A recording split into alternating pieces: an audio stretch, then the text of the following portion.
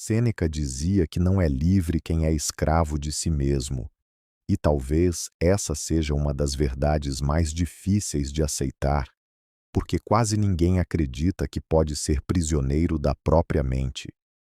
Vivemos em uma época onde tudo parece possível, onde escolhas se multiplicam, caminhos se abrem o tempo todo, e mesmo assim existe um cansaço silencioso que acompanha quase todos nós, um peso que não vem do corpo, mas da mente, um desgaste causado não pela falta, mas pelo excesso.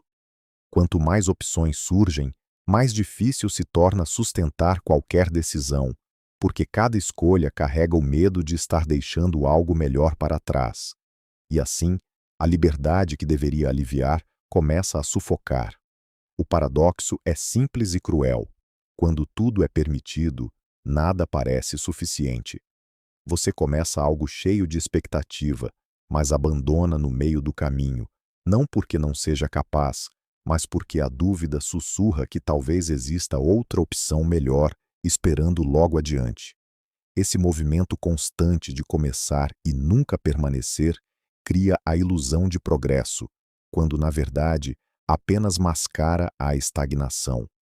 Os antigos filósofos entendiam que liberdade não era fazer tudo o que se deseja, mas aprender a governar os próprios desejos, porque quem não controla a si mesmo acaba sendo controlado por impulsos, vontades passageiras e expectativas que nunca se cumprem. O homem moderno chama de liberdade aquilo que muitas vezes é apenas fuga, fuga do desconforto, fuga da responsabilidade, fuga da necessidade de sustentar uma escolha mesmo quando ela se torna difícil. E enquanto ele foge, o tempo passa, indiferente às suas dúvidas, avançando sem pedir permissão. A maioria das pessoas não fracassa por falta de talento, mas por incapacidade de se comprometer com um caminho, porque escolher exige abrir mão, exige aceitar limites, exige renunciar a versões imaginárias da própria vida. A verdadeira prisão não tem muros nem grades.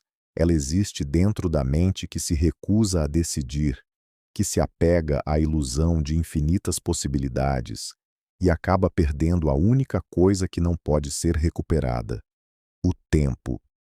Talvez a liberdade real comece no momento em que você aceita que não pode viver todas as vidas possíveis e decide viver uma única vida com profundidade. Mas existe algo ainda mais profundo nesse paradoxo. A mente humana foi feita para desejar. Desde o momento em que alcança algo, ela já começa a procurar a próxima conquista, o próximo objetivo, a próxima promessa de felicidade. E não há nada de errado nisso. O problema surge quando o desejo deixa de ser uma força que impulsiona a vida e passa a ser uma força que a devora, porque aquele que nunca está satisfeito com o presente acaba vivendo permanentemente exilado do próprio momento. Seu corpo está aqui, mas sua mente habita sempre algum lugar distante, em um futuro imaginário onde tudo finalmente fará sentido. Ele acredita que a paz está logo adiante, depois da próxima conquista, depois da próxima oportunidade, depois da próxima mudança. Mas quando chega lá, descobre que a inquietação o acompanhou durante toda a viagem. Talvez seja por isso que tantas pessoas se sintam vazias, mesmo cercadas por possibilidades. Elas confundiram movimento com direção. Aprenderam a correr, mas esqueceram de perguntar para onde estão indo. E existe uma diferença enorme entre avançar e apenas se deslocar. Um homem pode atravessar o mundo inteiro e continuar perdido se nunca encontrar um motivo para permanecer em algum lugar. A sociedade moderna alimenta essa inquietação todos os dias. Ela sussurra constantemente que existe algo melhor esperando por você. Um emprego melhor, uma cidade melhor, uma versão melhor de si mesmo, uma vida melhor do que a que você possui agora. E pouco a pouco você aprende a olhar para tudo o que tem como algo provisório, algo insuficiente, algo que deve ser trocado assim que surgir uma alternativa mais atraente. Mas a felicidade raramente nasce da substituição constante. Ela costuma surgir da profundidade. Uma árvore não cresce porque espalha suas raízes em todas as direções ao mesmo tempo. Ela cresce porque aprofunda suas raízes em um único lugar. Da mesma forma, uma vida significativa não é construída pela quantidade de caminhos explorados, mas pela profundidade com que você percorre aquele que escolheu. Os estoicos compreendiam isso. Eles sabiam que a paz não depende do número de portas abertas diante de você, mas da capacidade de atravessar uma delas sem permanecer olhando para trás. Porque enquanto seus olhos continuam presos às possibilidades abandonadas, você nunca está verdadeiramente presente na escolha que fez. E talvez seja justamente essa a grande tragédia do nosso tempo. Não a falta de oportunidades, mas a incapacidade de habitar plenamente qualquer uma delas.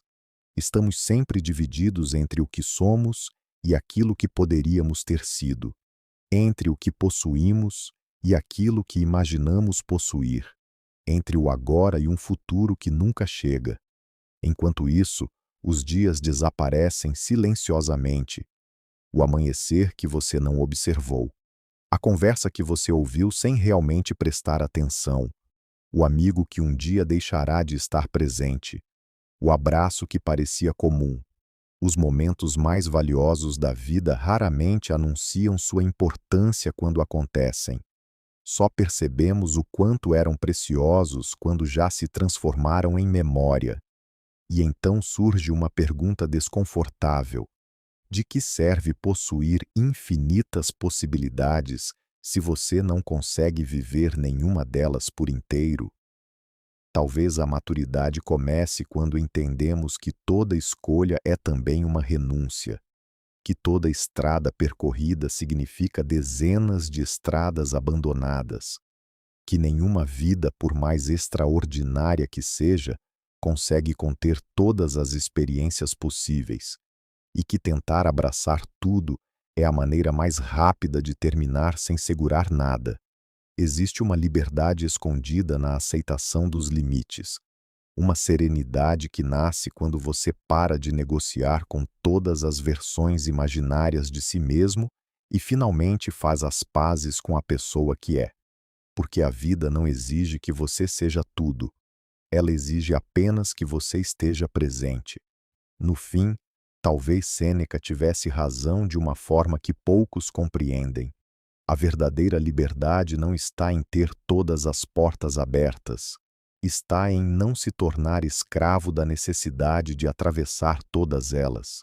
Está em escolher uma direção, caminhar por ela com coragem e aceitar que a beleza da existência não nasce das infinitas vidas que poderíamos viver, mas da única vida que tivemos a coragem de tornar real.